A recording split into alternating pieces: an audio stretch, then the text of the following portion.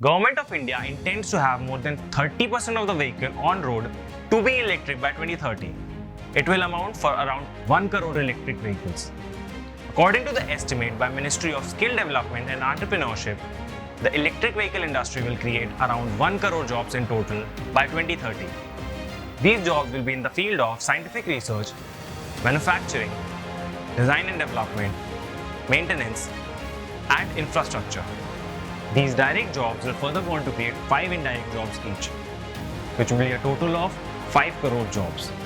Autobot Academy provides you a platform to grab this huge opportunity and build your career in electric vehicle industry. With its program specialized in knowledge improvement and employability improvement.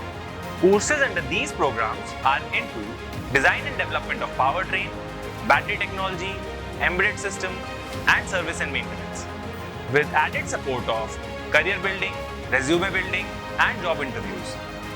For more details, visit autobotacademy.com.